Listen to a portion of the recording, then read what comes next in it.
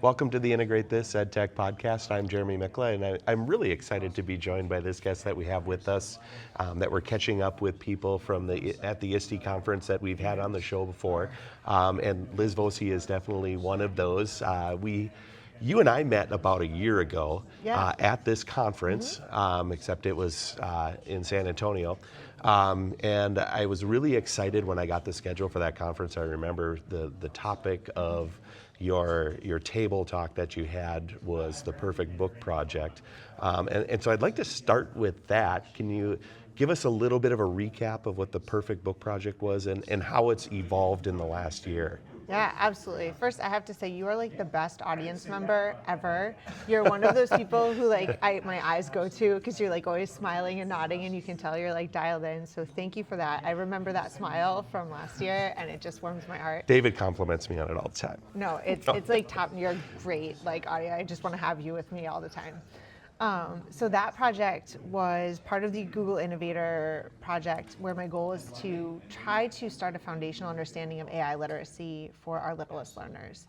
And so through that project, I collaborated with teachers to integrate actual literacy topics along with AI literacy conversations in order for students to develop their perfect book. I think a lot of people when they see the perfect book, you just went into AI and were like, write a book about clowns. But there's so much more to it than that. The students were learning about prompting. They were learning about how large language models work, hallucinations, bias, and then at the same time, they were learning about genre and characterization and really going through a 5-step process to develop their perfect book. We always say it was like a sneaky reading project because by the time they were done, they had done more than 20 hours of reading in the development of this book. But then at the end, they had a physical book that we got printed, and we have a copy for themselves and for the school library. And they just love reading each other's books. And they're these books that no adults could have ever thought of these books. But no student could ever develop it into a full 10-chapter book. Right. And I think if people want to hear you talk more about that, they can check out the podcast episode, the full-length one that we have that's on our channel. But now, how has it morphed and evolved in that last year? Yeah, so this was year 2 of the project, and we started off very similar. The students were familiar with the process already, which helped a lot, so we could really dive deeper into the topics, the literacy topics, as well as the AI literacy topics. Our students still don't actually use the AI tools, but it's about building an understanding so when they're ready to use them, and we know some of them are using them at homes, it's about that front loading and that modeling of healthy practices. So this year though, as it evolved, I went down a deep rabbit hole of vibe coding and actually found it as a great entry point for teachers learning about AI, because we all have this idea of the perfect edtech tool that's going to solve our problems, and up until now you'd have to find it. But now we can just make it. And so that started with the teachers and then trickled down to the students, and we actually had almost like a perfect game project where the students worked to follow prompts and felt basically prompt frames, like sentence starters, and build a perfect game to help them practice all sorts of skills. So we put up all the standards and said pick a standard, whether it's multiplication or fractions or even parts of speech. And build a learning game. And so in plain language, the students built the game, and then I used Gemini Canvas to actually create the game. So now we have a whole website of books, as well as a whole website of learning games developed by the students. Cool, that's fantastic. And I can just envision, because if you've played a part in helping to design that process yourself, you want to share it with other people. And those people that you're sharing it with also made their own, and so they're gonna, give you good feedback, but also needed critical feedback too, I imagine. Yes, yeah. And that's part of the process too with developing the game itself, is that they're learning about giving concrete and solid feedback at first to the model, because when they get the first iteration of their game, it never works perfectly. Right. And it's not the way they envisioned it, but then they're learning about, okay, next time I'm going to give more information up front. That way I'm not going back and forth through this iteration process. But even if you put a 10-page prompt, there's still going to be parts of it that you have to go back. But it takes the emotional component out, because you're just focused on articulating what doesn't work and what you need it to do. And that process then carries over to their interactions with each other. Exactly. So I imagine you've had a pretty busy conference here so far. What sessions have you been leading and attending?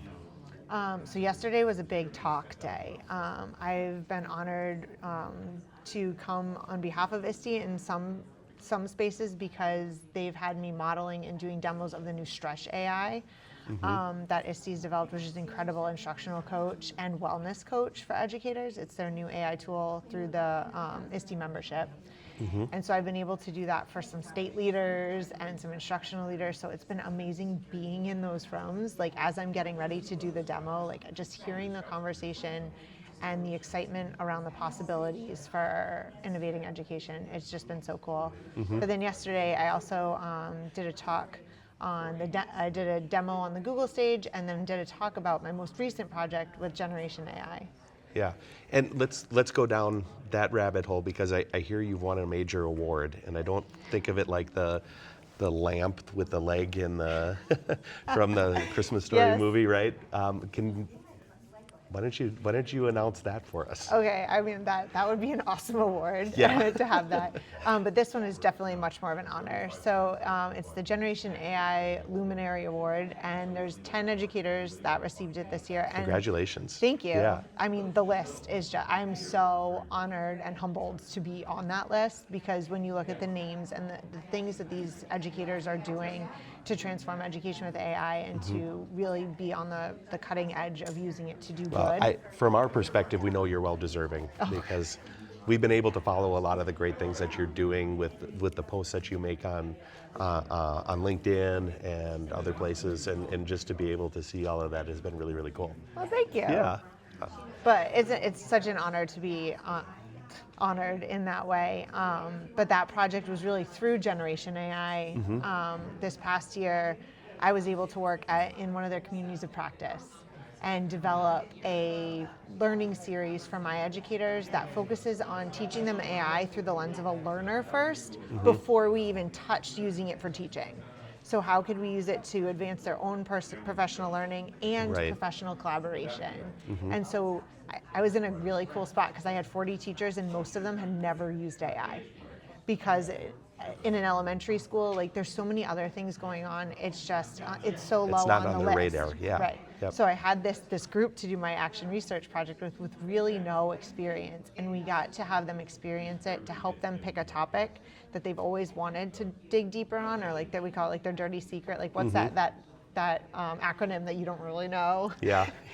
and do a deep dive with AI for their own professional learning. And it turned into this amazing project where by the end of it, they were vibe coding and collaborating to create, we made an amazing like executive function timer that the whole school uses now, Yeah. along with these classroom management tools. You know, and I found too with educators that I've worked with that have never experienced using AI in a professional way, maybe they've dabbled a little bit personally, right? But that growth that they experience is just exponential, like very, very quickly. Yes. Yeah. But it was really powerful to see them use it for themselves as a learner because then that changed their perspective when they went to build things for their students because they Right. knew what it could do for them. Yeah. And now they could transfer that to their Yeah, students. that's cool.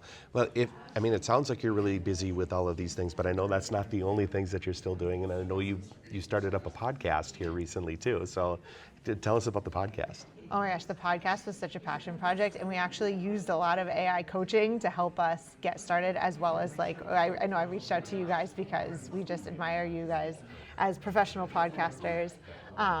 But Tina and I were part of the Google Innovator program, and it's such a unique community of educators, but a disconnected community of educators outside of these events. Like these events are so energizing to get the family back together.